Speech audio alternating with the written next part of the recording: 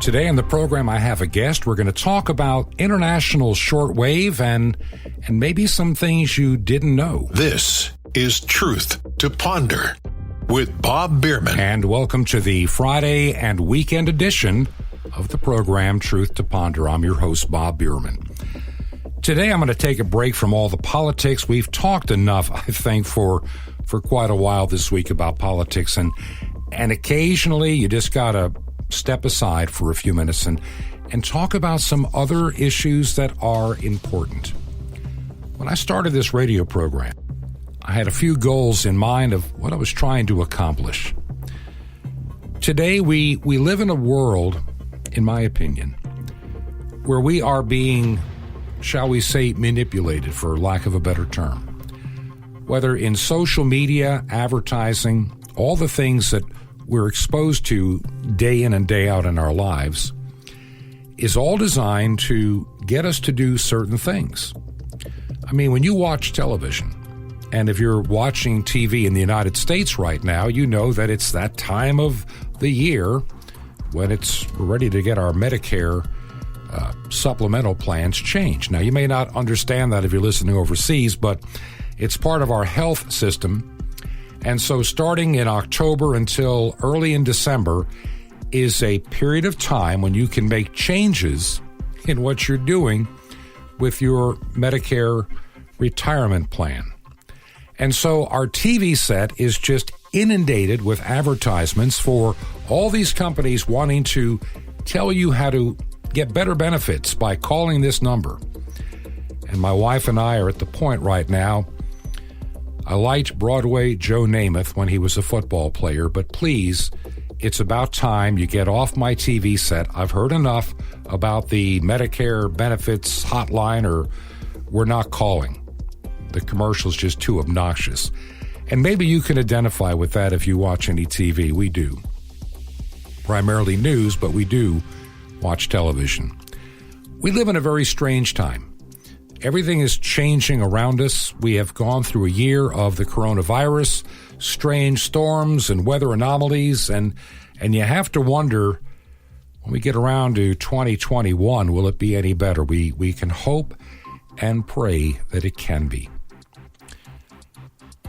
It's during times like this is why I do this radio program.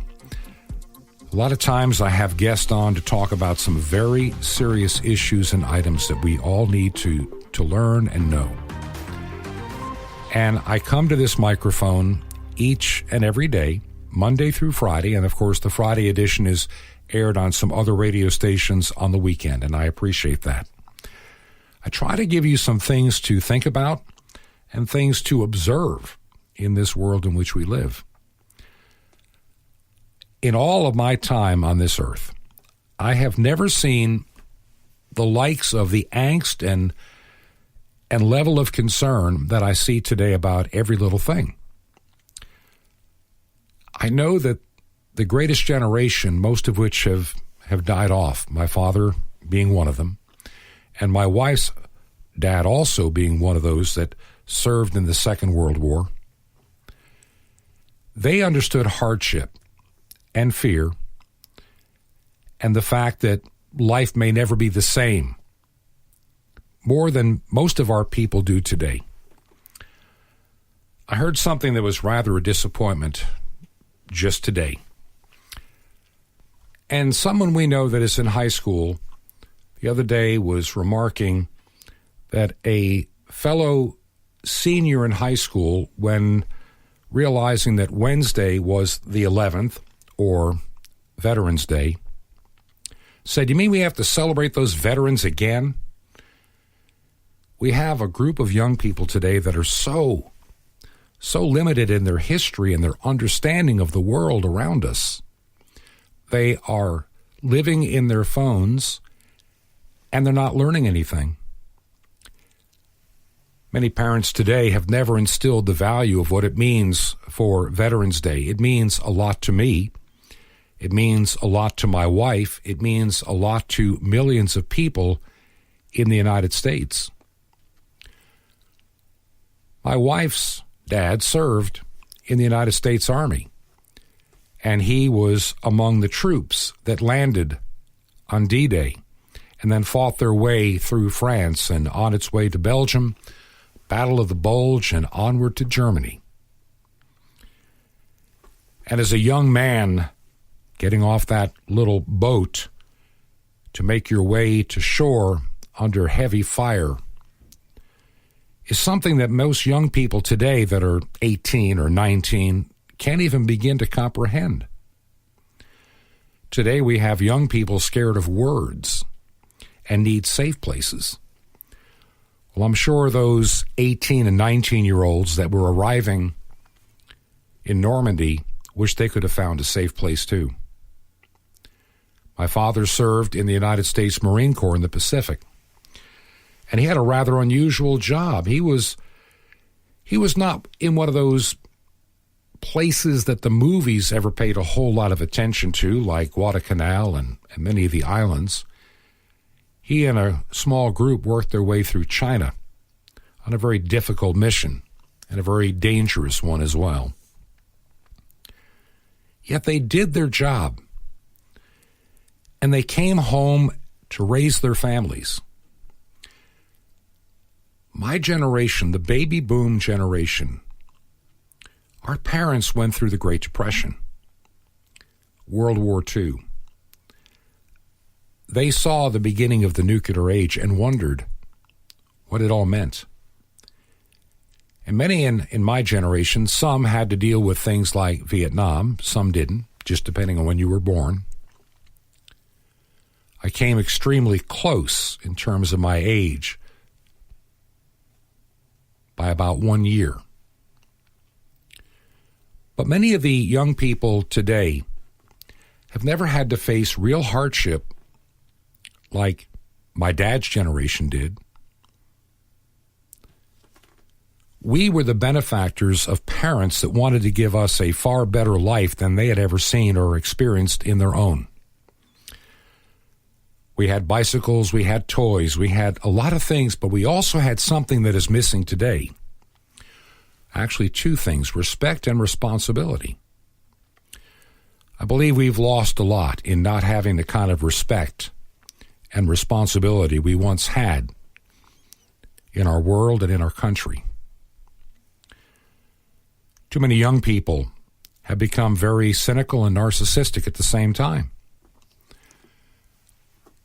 Parents are not instilling values.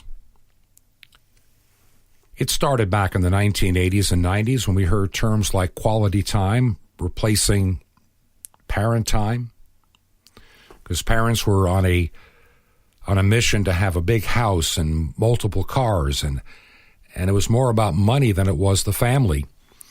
And I believe we've paid a price. I'd like to know what you think. As we go into the programs in the weeks ahead, I want to take some time to look at where we are today, where we're going, and how to prepare for the world that's going to change probably more in the next few years than we've ever anticipated. The heat is turned up. There's anger, there's frustration. I get it. But the Christians in this country need to begin to pray instead of yell, show compassion instead of our evil side. It's time we take the words of Jesus to heart in each of our lives. Today I want to change direction for the remainder of the program.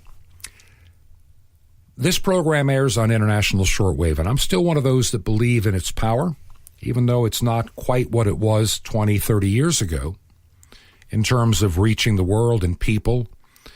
The days of the Cold War when these behemoth transmitters were fired up to literally have a global war of words are kind of behind us. But there's still an importance to the service. My guest today in the program is Dan Robinson. He was a Whitehouse Correspondent for the Voice of America for a number of years, and he spent a long time in service of the agency and the American people. In addition to his time in his White House, he served all over the world. We're going to find out about that. It is my pleasure today to welcome to Truth to Ponder Dan Robinson, formerly of the Voice of America. And Dan, how many years did you serve in the Voice of America? Bob, I spent 34 years total time with Voice of America from about 1979 until 2014, and the final 4 years of that career were spent as Chief Whitehouse Correspondent for VOA, and that, of course, was covering the period toward the end of the Obama administration. What was it like being a White House correspondent in those days? Well, I mean, much different than what many White House reporters have experienced in the past 4 years under President Trump, of course. You had the traditional White House briefings, which were a continuation from previous administrations, and those briefings occurred almost every single day, where the press secretary for President Obama would come out and make some statements, and then basically take questions for anywhere from 30 minutes up to an hour and a half. Mm-hmm. And of course, White House reporters are crammed into those historic seats in that briefing room, in the Brady briefing room in the White House in the West Wing. Of course, not the case right now with the COVID-19 situation, where they've separated people out. And, very often, you were sitting, in those chairs, again, pre-COVID, within 1 inch of your colleague from another news organization. Mm-hmm. So quite uncomfortable physically in that room. When you look over your career in the Voice of America, and we're going to talk about the VOA in just a couple of moments, what are some of the highlights that come to your mind? Oh, wow, that's a broad question, because my role at VOA from 1979, really right out of college, I went to American University in Washington, majoring in international relations and communications, as it was commonly called still at the time, although many of us found out that communications was really not quite as valuable a bachelor's degree as we thought it would be. Mm-hmm. And I got in there in 1979 as an intern with VOA, and then managed to latch on to a full-time position within about a year or two. But my experience really ran the gamut from, being a news writer in VOA's central newsroom to doing reporting from there. And actually within 3 years, in 1982, I was appointed the East Africa Bureau Chief, which is based in Nairobi in Kenya. Mm-hmm. Of course, little did I know back then that I would be at the end of my career covering President Obama, who had, family history back to Kenya himself. Mm-hmm. And that was for 3 years in the 80s. And then it was back to Washington for about 4 or 5 years, where I hosted programs to Africa in what is still today called English to Africa, which is one of the areas where VOA is still, a vital kind of force, although less so because of the internet and cell phones. And, very quickly, then back again for a couple of years, then over to Asia and Bangkok, Thailand for 5 years as Bureau Chief in Southeast Asia. And then back to Washington again, where I headed the service, the broadcast to Burma, or Myanmar as it's now known. Right. For about, how long was that? 97, it was about 4 or 5 years doing that. Then up to Capitol Hill, and then to the White House toward the end. When you look at VOA today and what it used to be, I believe a lot of what's happening with the Voice of America now has gone to online. Is that correct? Well, that's correct, and I think what people forget, if they ever knew it, was that VOA was kind of a pioneer in putting its programming and material online. This started back in the late 80s and early 1990s. When the VOA News website that you see today was first put up online, and so the transition from having radio being the main medium And the most important thing, in the quiver of tools that the Voice of America used to broadcast to the world, started that transition in the 1990s. And excuse me. And today we're at a point where, again, there are certain areas of the world, South Asia, for example, Southeast Asia, perhaps, but less so, Africa still. But that's about it, where the old shortwave medium was the primary focus.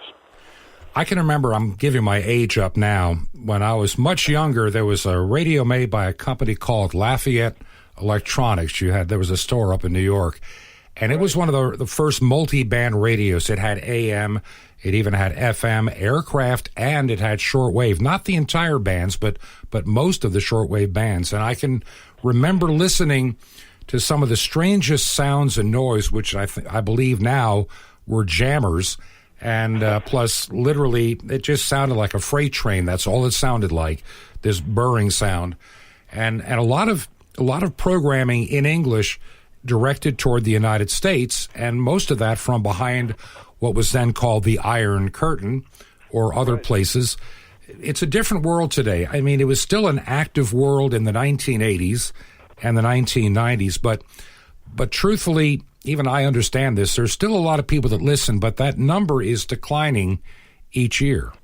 Would that be correct? Absolutely. You're absolutely correct. And of course, those of us who, as kids, grew up with shortwave radio. I mean, and I often think it'd be useful for someone to write a book someday. Perhaps I'll be the one to do it. About the listeners to shortwave radio over the decades, and of course, this stretches back to the 1920s and 1930s. But those of us who actually chose to, take this hobby, which is what it's been for many of us, up, and what it did was it introduced us to, armchair travel, as the phrase used to be called, where you used to be able to listen to the Soviet Union, China, all of these countries on shortwave. And you're right. I mean, during the Cold War, 1950s, till the end of the Cold War period, there were jammers.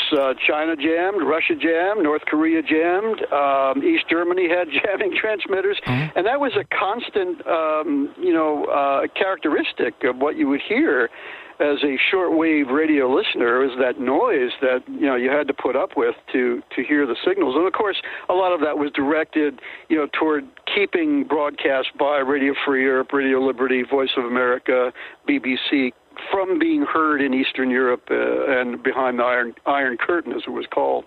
Yeah. So yes, it's quite a history, and those sounds today are memorialized on YouTube because all those recordings are available now. You can hear it as if it was still 1979. I can remember my grandparents sharing that during the Second World War, they had one of those large in-home console radios. This is long before television. And it picked up the regular standard broadcast AM band. It even picked up the early police band, which was just above AM. And it also would pick up shortwave. And they can remember during the Second World War, at certain times at night, being able to listen to the BBC from London. And I think we've lost that today. Yes, it's absolutely lost. I mean, when people visit my house here, and I'm kind of sitting out here, I've got two loop antennas towering over my head, and downstairs and to an extent upstairs in my house, I have about 95 radios. Don't tell my wife that's the number, please. But people who visit my house, and especially younger people, look at them and say, "What do you do with this stuff?" And I say, "Well, look at that wire that's hanging out the window. All these countries can still be heard coming over that wire into this machine." And I mean, back in those days, radio was a lifeline. I mean, the attack on Pearl Harbor in 1941. So many other historical events where people depended on those old console radios, beautiful, wooden, museum pieces that actually museum pieces today, and they depended on that. And, the amazing thing, of course, is also to watch the march of technology and how, companies like Sony and Panasonic then took those receivers, those radios, and then shrunk them down to what we know today, that's a whole other subject, but software-defined radios. But they're now basically radios in your phone and on a chip. So those days are gone of the old consoles, but many of us still like to listen on those.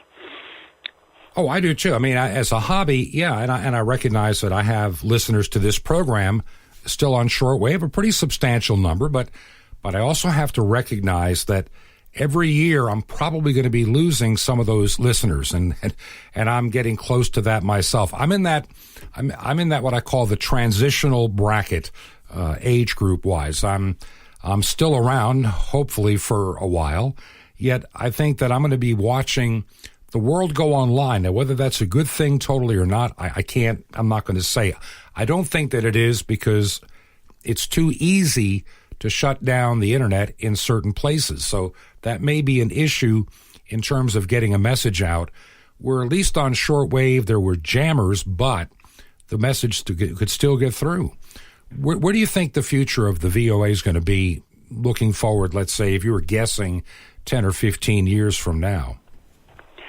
Well, if you read some of the articles that I've written online, I've taken some kind of controversial views. I mean, one that's not so controversial is recognizing that shortwave, as the main medium, its time is basically past, despite the insistence of, for example, the people backing Digital Radio Mondiale, the DRM digital mode, that it's going to there's going to be some resurgence of the use of shortwave with digital format. I don't believe that's the case, although countries like India making the transitions with new transmitters that are DRM capable.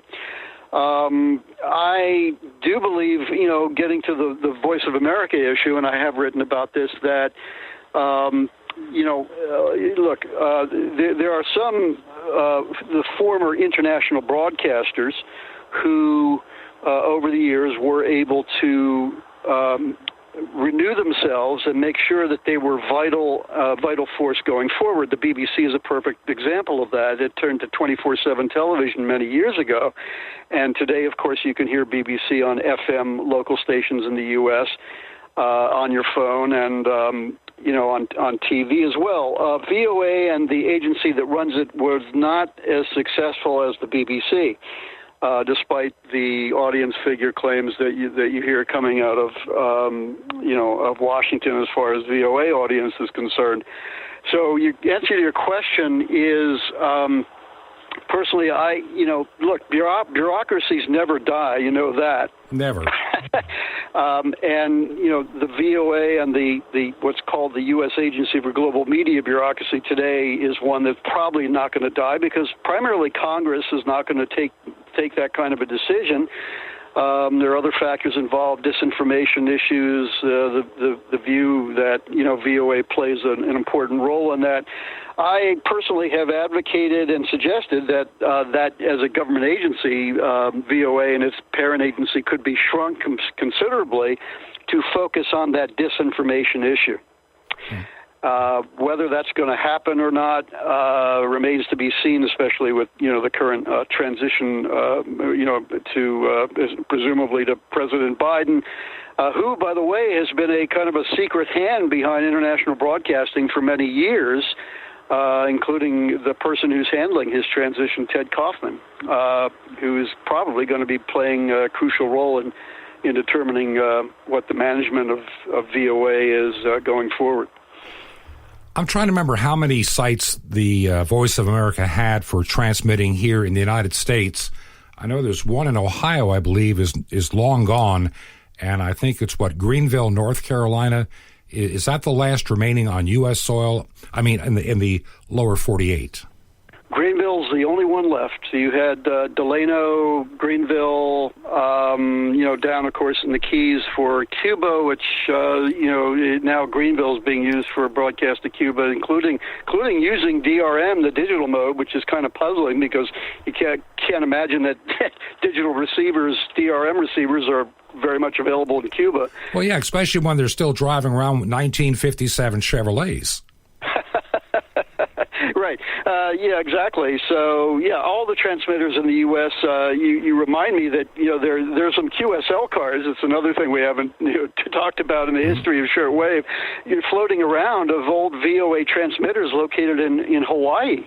The shortwave history of shortwave in this country includes these private stations who were then taken over by the government. And, at one point, many of the VOA transmitters had call letters. Mm-hmm. So yeah, you're absolutely right. The Greenville is the last one at this point. There are overseas, of course, still VOA transmitters. Of course, the Philippines took over the VOA site there, which is now used by the Philippine Broadcasting Service, PBS, which is still amazingly on the air.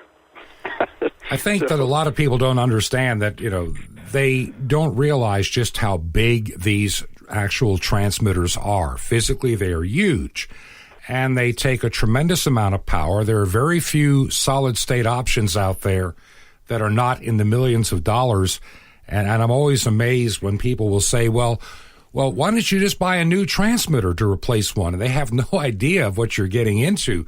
That's a mammoth undertaking. And unfortunately, in the private world, I'm not sure of the return on investment would be there in one person's lifetime, literally, these days.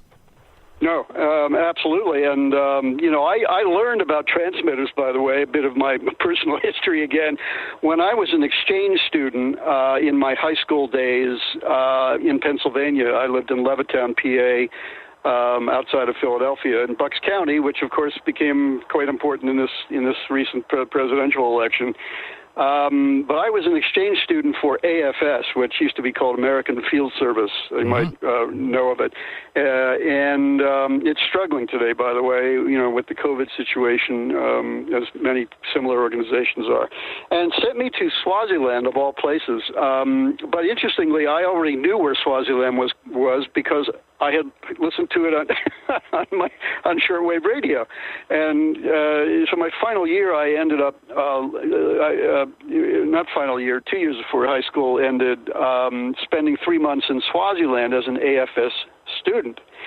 And I remember dragging my Drake SPR-4 receiver on a South African Airways flight all the way to first Johannesburg and then into Mbaban and Manzini in Swaziland.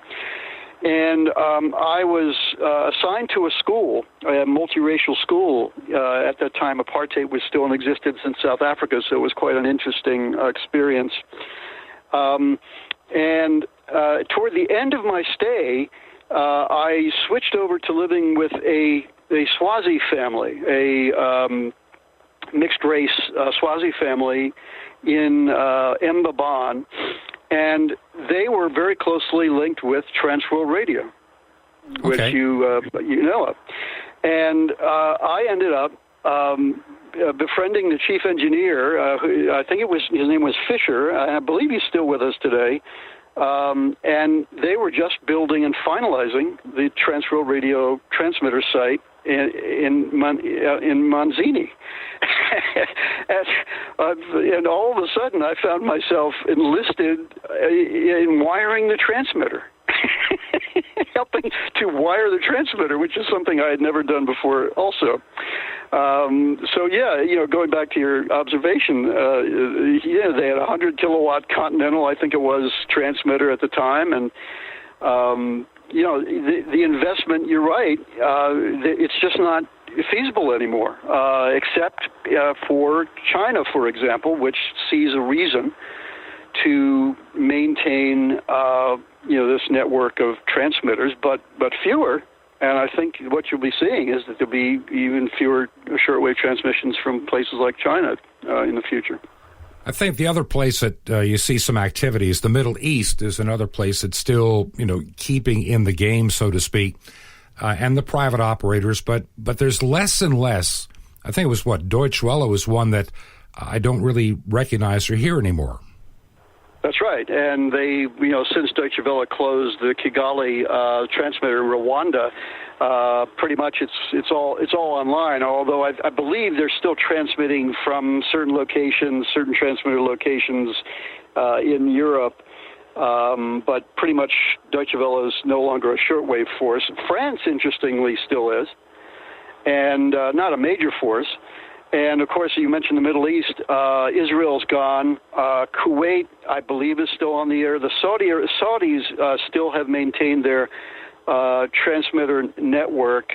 And the Iranians are on the way to, well, they actually were reported to have canceled their English broadcast, but then in recent months we've heard them again in English.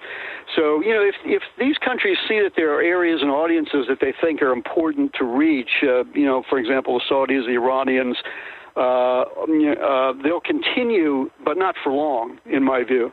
And you're seeing that now in India. All India Radio is closing transmitters right, left, and center. And just the other day, they closed another major medium wave transmitter. And shortwave transmitters have dwindled down to just a few. So, this is part of the picture. I mean, it's disheartening to the hobbyists among us who are still around, but that's the reality, isn't it? Well, it is, and I always get a kick out of some of the hobbyists. They're ready to tell you what needs to be broadcast on the air, but they don't want to pay for it. Right. Exactly. Well, going back to one of your previous observations,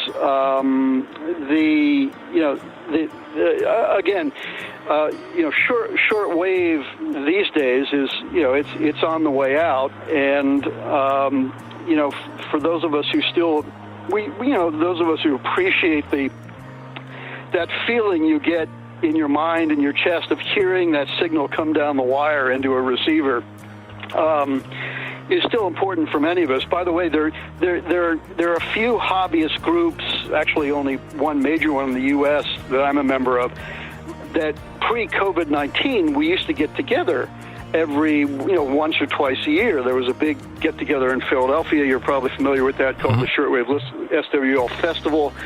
And there was also one or two events in which groups of us used to go rent a cabin out in the woods where there was less noise. And I would, of course, lug all of my giant, premium radios into these cabins, and we set up antennas, kind of like the Hamfest, the field day operations for amateur radio. But with COVID, those are all kind of hopefully temporary, postponement. So, but we had a lot of fun doing that, and it's a part of the hobby that's still living. Our guest today on the program is Dan Robinson, who spent a number of years at the Voice of America. Right now, we need to take just a short break, and we'll come back and talk further with Dan. I want to remind you, listening to the program Truth to Ponder. You can find us online at truth2ponder.com. That is truth2ponder.com. And for those that like to use regular mail, we are at our Georgia address right now. And you can write me at Truth to Ponder, 21 Berkshire, that's BERKSHIRE, 21 Berkshire Lane, number 263. That's number 263 in Sky Valley. That's Sky Valley, 2 words, state of Georgia, and the zip code 30537. That's 30537. We're going to take a break and be right back here on Truth to Ponder. This is Truth to Ponder with Bob Bierman.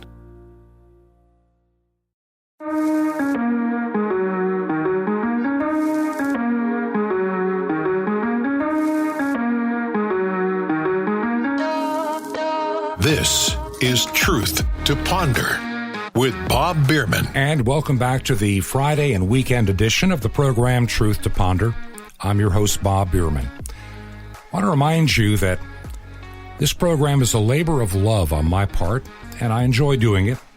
But the shortwave time does cost, so if you want to help with that, I would appreciate it so much. You can find out more about the program by visiting our website, truth2ponder.com. That is truth, and use the number 2 ponder.com. That is truth, the number 2 ponder.com. You can send me an email at bob@truth, the number 2 ponder.com. That is truth, the number 2 ponder.com. And I'll give again our mailing address. Some people have been writing, and I really appreciate that. And I'm going to try to find some time to make sure that I reply to each and every letter. It's not easy to do, but I'm going to try to get a letter back to every one of you that wrote. Our mailing address is Truth to Ponder, and our mailing address is 21 Berkshire Lane. That is spelled Berkshire, 21 Berkshire Lane, number 263. That is number 263. And we are in Sky Valley. That's 2 words. Sky Valley, Georgia, zip code 30537. That zip code again is 30537. I would love to hear from you. And I want to thank you for taking time from your day, either on radio or as a podcast, to listen to the program, Truth to Ponder. Our guest today is former Voice of America announcer, newscaster Dan Robinson, a lover of the shortwave hobby, and someone I've gotten to know through some of the groups that listen and talk about and discuss shortwave. I'm not sure if Dan and I are going to agree on the next question as I bring you back. Shortwave has been considered a medium that can go across international borders. And while there's still a good audience now, we've been talking about how maybe the audience is not as big as it used to be, as technology has pretty well grabbed the ears of much of the younger audience. But in many parts of the world, shortwave is extremely viable in being used by news agencies, governments, and even religious broadcasters. So there's still an audience out there. But there's a mixed emotion about, is shortwave a viable option during a time of a national emergency? So, Dan, as I bring you back to the program, what is your thoughts on using shortwave during a national emergency? I'll tell you my position on this, which is the answer is, in my view, is no. And the reason is that I do not believe that even in times of difficulty, shortwave, that, frankly, that there are enough people on the face of the earth these days who will comfortably and quickly obtain and or take up a shortwave receiver for the purposes of receiving information. That's my view. There are others, including my old friend Kim Elliott, who continue to make the case that shortwave, is still important if the internet is shut down and all that. Now, I will hasten to add that what I'm saying may not be as true in places like, for example, overseas, where governments will can shut down the internet. You have the Chinese wall, the electronic wall the Iranians have set up. But I'm just of the opinion that that's not really the case. I really don't think there's again, going back, there's much of a case to be made that shortwave is going to be some vital communications medium for information and news.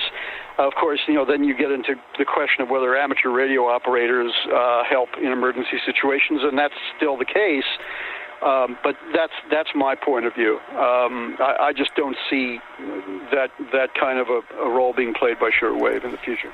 One of the things that I've noticed in doing a program on shortwave, a surprising number of your shortwave listeners, and I call them the dedicated listeners, the one that are listening to this program today, and I've got a regular bunch that listen each and every day. The majority of them appear to be ham radio operators, which to me is not surprising. What is your take? Well, exactly. I mean, and you'll see in some of the online publications, such as SWLing Post. I'll give it a plug. My old friend Tom Witherspoon. A lot of them are ham operators who use their transceivers to listen to what's left on shortwave. Of course, with the amazing technology in these transceivers these days, the receiver section is all, frequently as good as any top-level premium shortwave receiver. So that's pretty kind of a predictable thing. As to how many listeners are actually in the United States, I think probably hobbyists obviously make up the majority, if not all, of those folks who write into you. I know I listen to your show, sitting in my den using an old Sony portable during the afternoon, and sometimes on my main antennas. Great programs, by the way. Always appreciate your intelligence and the topics that you discuss. Both about society, and you get into religion, obviously, as well. And, in this country, you've got, again, this dwindling group of people who just appreciate and, by the way, prefer to listen to information from whether it's the BBC still on the air or VOA. They just prefer to hear it on shortwave radio. It's an interesting thing, isn't it? I mean, I will not deliberately seek out a VOA news report. And I'm much less likely to seek out a BBC report online because I still prefer that sound of hearing it on shortwave radio. Oh, yeah. The on-the-air sound it reminds you of a time gone by. At least it does for me. I know that being on shortwave has been a blessing, and it's also a curse at times.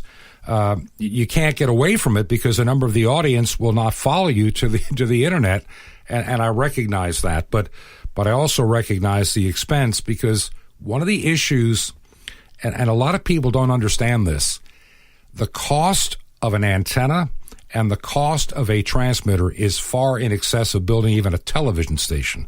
That people don't understand that you're getting into some very large dollars these days just to keep an analog transmitter on the air.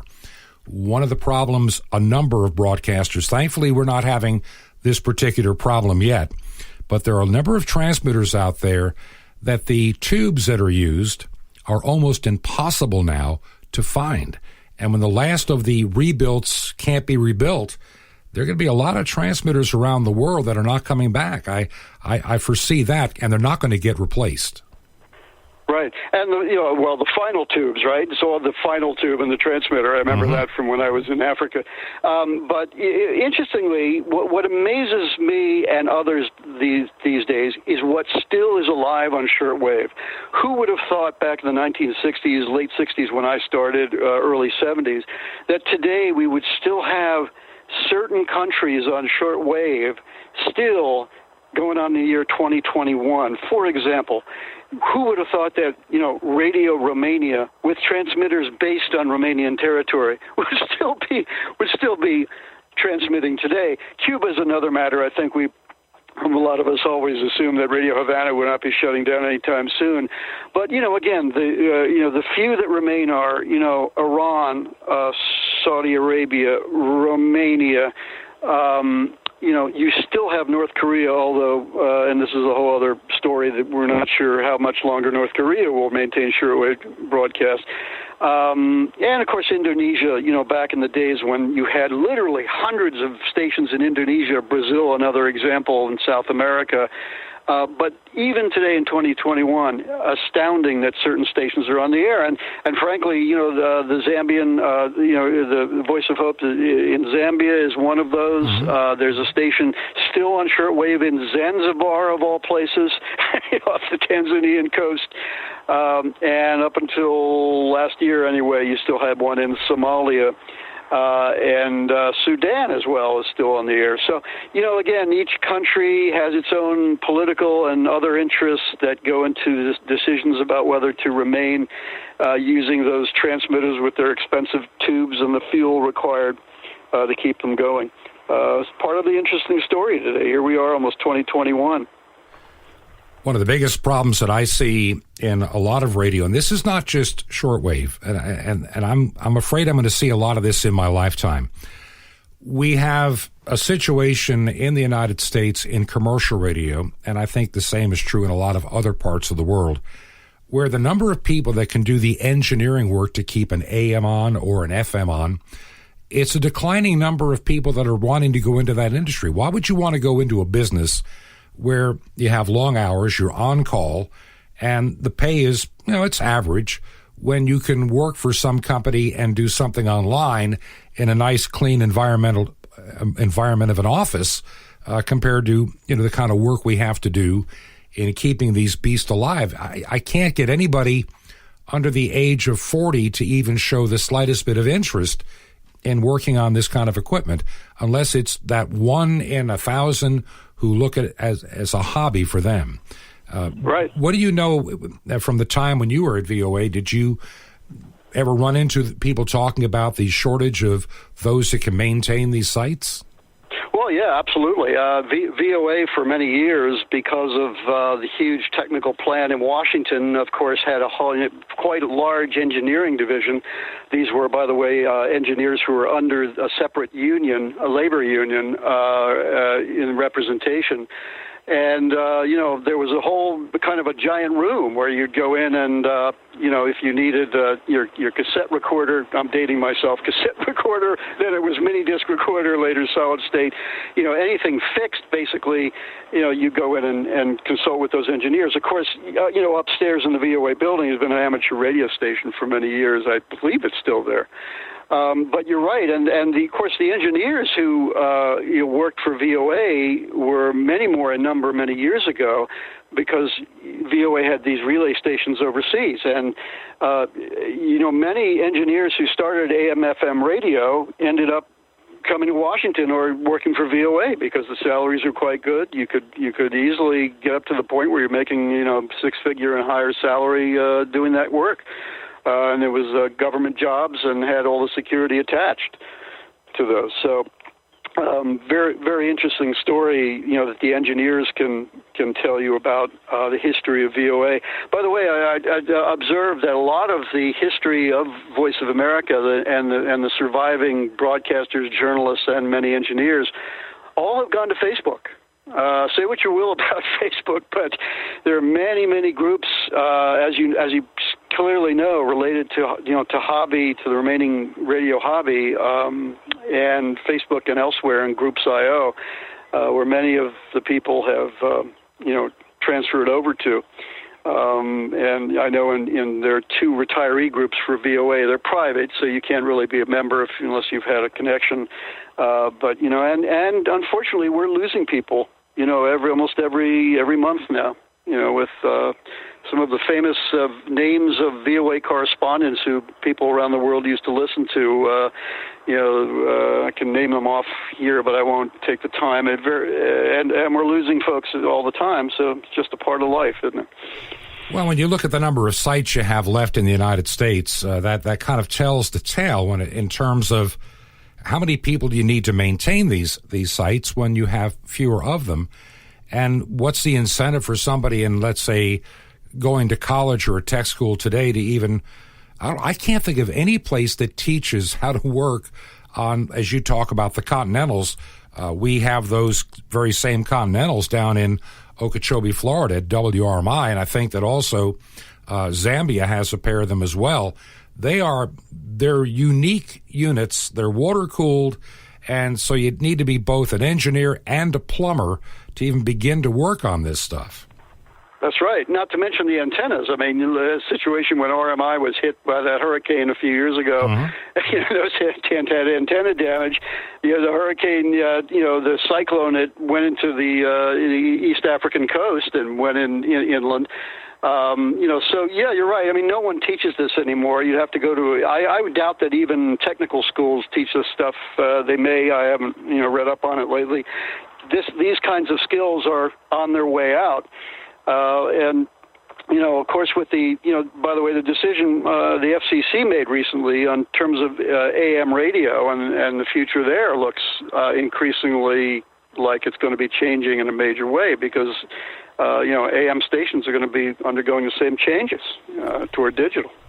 Yeah, a lot of people are against that. I see nothing wrong with it. If you own the station and if you're not getting any listeners as an analog station, and I listen to these people that say, all you need to do is just get back local disc jockeys and local programming and give the time and the temperature and they'll all race back to AM radio. I don't think so. If you're like under the age of, 40 nowadays, if you want to know the time, you look at your cell phone.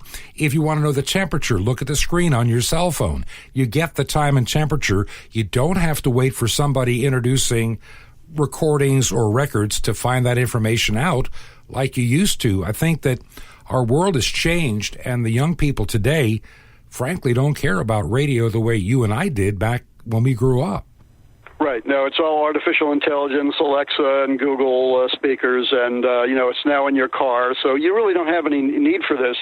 So yeah, I mean, there are a lot of changes underway. I mean, frankly, it's kind of a humorous part of this, if I can, point to it, is that, a lot of us these days are just kind of sinking into this, appreciation of where we all have been, where we came from. The machinery, the radios, and the equipment that enable us to travel the world in our minds for so many decades. By the way, the old, the QSL cards that many of us collected. Part of the tragedy is that many of these historically significant QSL cards, which were, of course, the way stations confirmed that you had heard them on the air. We're struggling to preserve them. There's one major repository at the University of Maryland that was taking them up until a number of years ago, but has stopped. So that the amazing history of broadcasting via shortwave and in medium wave as well. The question is, what happens to it all? And if there's no one out there with enough money, for example, to permanently preserve these in a location. We don't know what's going to end up with them. I mean, I myself have one of the biggest collections there is, and there are a few of us still surviving who have similar. So yeah, a lot of changes. But again, for me, this radio part of radio enabled me to have an amazing career. I traveled around the world, covered a U.S. president in the final 4 years of my life. I was able to live overseas and amazingly see the countries and these places that we always used to listen to and dream about visiting. In my case, I was able to actually do that. And I appreciate and thank my father, God rest his soul, that, he was the one who got me into that. And, it's something that I really appreciate. Our guest today on the program has been Dan Robinson, formerly of the Voice of America and also a Whitehouse correspondent for quite a while. I'm glad to have had Dan on the program today and talk about this industry of shortwave, both as a hobby and also as a viable service. I know that it's not what it was, let's say 30 or 40 years ago, but it's still there. And people are still communicating, and I'm still using it for this radio program. And I hope that those that are listening on shortwave can share with me, maybe by a letter or email, your thoughts about the program today. I thought in this age and all that's going on with politics, it would be good to take a little break over the weekend and talk about something else. Monday we'll come back and get back to many of our regular and normal topics. But today I just wanted to do something a little bit different. As I said as we opened up the program today, we live in a different and very changing world than the one that I remember growing up.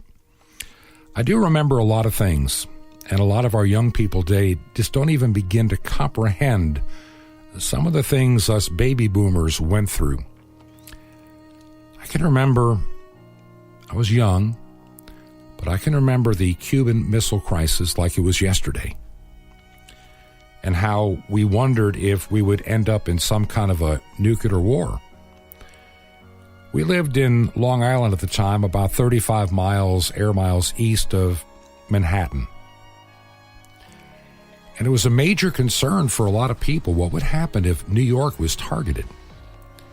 I can remember the drills we had in elementary school if we saw a flash to the west to get under our desk and duck. I can remember all the civil defense signs showing where the fallout shelters were. It was a part of my growing up. Our neighbors behind us built a fallout shelter in their basement and sealed everything off just in case. A lot of people did. A lot of people had a lot of fear at that time of what the world could bring. Yet here we are. And I don't think I'm any that much worse for the wear, having known that there could be nuclear war.